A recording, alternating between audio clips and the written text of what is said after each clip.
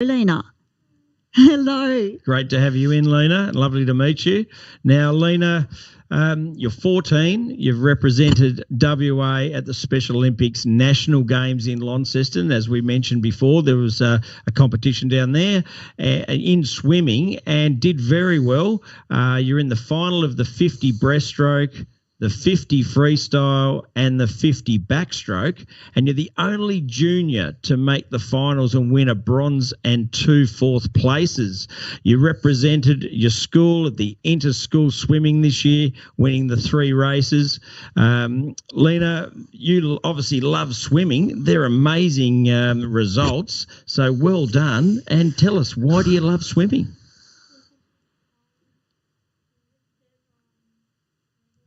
Mm-hmm. The celebration, yes. Well, it sounds like you get to celebrate a lot because you finish in the places quite often. So that is fantastic. Now, I believe that you're into bikes as well, and you like riding bikes. You've done some cycling competition. Is that right? Yeah. Yeah. And you also have done an Ironman. By crikey, you're a busy girl, and you obviously enjoy trying new things and new sports. So you love sport, hey? Fantastic. And you love representing WA in the Special Olympics. You get to travel, you get to have challenges, and also you get to enjoy sport with your brother Michael that we got to speak with earlier. So we're very inspired, SD, by our 2 wonderful guests today. Well, I feel very honoured, to be honest. Feel very, very privileged to have such amazing people into the studio. Neil, can you just tell us a little bit about Lena's background? We've heard about Michael. Yeah, so Lena's got a thing called FASD, which affects her ability to just operate on a day-to-day basis. And so it's quite a difficult challenge.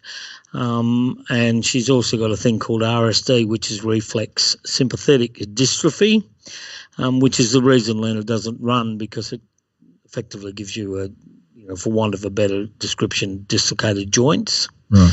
And it causes a lot of pain. She has a lot of pain in her ankles. She does have pain in her shoulders as well, but she's worked so hard in her swimming training that she's actually been able to build up the muscles to overcome them. And that was the reason she got into swimming, really, was because she couldn't run, because you'd run 500 metres and then she'd be limping badly and just couldn't go on any further. So it was obviously impossible to train. So we went to swimming to build up the muscles, and then she showed an amazing aptitude to swim. And so I spend hours and hours and hours on a concrete grandstand at the swimming pool watching her and now Michael go up and down, and it's been an amazing exercise, not only just from obviously the opportunity it's given Lena, but from the positive impact it's had on her physical ability to do other things. There's no way she could have done an Ironman if she hadn't done the swimming for a start, and bike riding was really another form of how we were doing rectification on the RSD, and so she did a bit of track cycling, and now goes out with her big brother and does 30, 40 Ks every weekend. Wow. You don't do doing that? Mountain biking, yeah. Oh, far out. Where do you get all that energy? You must eat a lot of pumpkin. Must eat a lot of food, keep up your energy. Yeah. And you've been watching a lot of the Tour de France, I believe. Like the cycling? Yeah, like the cycling. Yeah. Fantastic. Oh, that's great. Oh, how amazing. I'm just, wow, I blown don't away. know about you, Steve, but I feel really lazy right now. So, Neil, what about yourself? You've got 2 amazingly athletic individuals, and do you get out and have a bit of a ride? I meant to, and I plan to. Love it. Yeah, I do like it. I've ridden my bike quite a lot, but and sadly, my kids they ride 30, 40 Ks. I think about what that would be like. They're hard to keep up with, aren't they? Yeah, I'd have to tie on now and just get pulled along behind. And that, in many ways, is a great thing that, is clearly not so much for Michael because of his size, but for Lena. I used to be able to outswim her and I used to be able to outride her, and those days are long, long gone. So I can barely walk up the pool as fast as Lena can swim, and it'll probably only be 100 metres before Lena's bike's long gone, and I've got to follow the track by the tread, not by the actual site. So my days are probably a bit past it. Yeah. But you play the proud father role, which is very, very important too, because you're their support, aren't you? A lot of people say you're crazy spending all that time at a swimming pool, but I love it. Yeah. And it's inspirational. It's inspirational for me. It's enjoyment. There's nothing better than watching the kids go out and compete and achieve. And as we said before, that's why it's so important for something like Special Olympics to be given, the support and the airing that it needs, because it gives these kids the opportunity to do what everybody else does. And that's all they want out of life, is to be like everybody else. And, yes. And that's how it should be. Absolutely. Definitely. And it is, as I said off air, an inspiration to go and watch these kids perform. They really do perform at a fantastic level. And when you see the courage and the effort that they put in to do things that we take for granted in many ways, maybe not all of us, but a lot of us can get in and do these things without any effort. For these kids, it's a real challenge, and it's a real battle, and they need support to do those things, and they need the opportunity to do those things. And unfortunately, mainstream sport often doesn't give them that. And this is where something like Special Olympics and WADSA, as we mentioned before, the West Australian Disabled Sports Association, those sort of events need to occur and need to be supported by the government. Huge repercussions health-wise and physical-wise, and Lena and Michael's health is. We joke and say no self-respecting bug would live in them, but the reality is it's because they're so fit and they do so much sport that they can overcome a lot of those difficulties. And for these sort of people, that's such a critical factor because it stops being a burden on all of us in the end. And so, to have the World Games here would be such a fantastic chance. Oh, absolutely. Yeah. Because it's great for all these people's health, well-being and mental health, yes, but also would benefit the rest of the community in a massive way. So it would be so inspirational, wouldn't it, to have so many athletes that show tremendous courage and have overcome some real challenges that, to be honest, we wouldn't have an awareness of. No. As fully abled, I suppose, individuals. Lena, can I ask you, you like breaststroke, you like freestyle, and you like backstroke. What's your favourite? Freestyle. So your brother and you both like freestyle the most. Excellent. And you're a sprinter. You swim 50 metres, so that's one lap. And you have you thought about doing any longer distance than 50 metres, or are you just happy with the 50-metre races? You like the 50. You like the sprint. Bang, off you go. That's it. Yeah.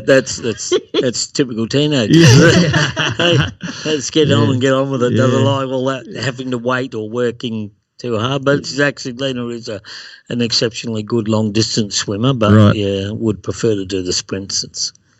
Sprints is where the glory is. That's right. We all know that. Long distance runners are very lonely people. So. I just want to know how she gets all that amazing, beautiful hair into a swimming cap. Must be a hard job. That is probably the major hurdle, isn't it, Lena? I've given up. I used to be able to help, but it's just got so thick and so long now that I've long surrendered. But Lena somehow manages to get it in and can swim reasonably fast even despite it all. dragging behind it, it certainly wouldn't be an issue I have a problem with. So. Well, Neil, great to have you join us and bring Michael and Lena down for this wonderful interview. But for one closing comment, what could you say to people listening out there? What can they do to support the Special Olympics, and what could they do to hopefully help with this bid for Perth? From here on in, it's very critical that the state government supports it. I believe the Commonwealth government have said they'll support it if the state government will support, and the Special Olympics Committee has got all these sponsorships and everything in place, but we just need people to push and to encourage their local member to push the thing with the political hierarchy to get them to come across the line, because that's the last hurdle we've got now. If the current government will support the bid, and it's it's not an unreasonable amount of money. Or, they don't need any great infrastructure or anything, and the end result, we believe will bring this state quite a substantial profit, apart from the fact that you'll have 170 countries here. Yeah. Massive exposure for Perth, both as a destiny for tourism, but shouldn't also be too many vacancies at the hotel. No, well, that's the thing. There wouldn't be. Financially, it should be a massive windfall for our state, and also a great example of what humanitarian people and great people, Perth people, really are. And if we could push that with our local politicians, anybody that can get on and just push them to get the government to make that commitment and make step over that last hurdle, because we're getting close to the deadline, and it's absolutely critical for our kids. It would, as I said, from us, it would be so sad if they miss out, but it's so sad for so many people, not just all the athletes, but all their families, and the opportunity for West Australians to see a fantastic, huge, worldwide recognised, competition. And the reality is that disabled people are the most marginalised people in Australia, and we need to change that. And this is a great way to support it and to give them the opportunity to get exposure out in the public and make people realise, what a great contribution they can make to the community. Well, thanks very much, Neil, and thank you for joining us, Lena, and also Michael. Thank you for coming in. It was great to hear your stories, and we both wish you well for competitions that are coming up again in the next few months. So all the best with your sporting activities and your competition. It was a pleasure to have you in to join us on Talking Sport here on IPL Radio. Thank you. Thank you. Thanks.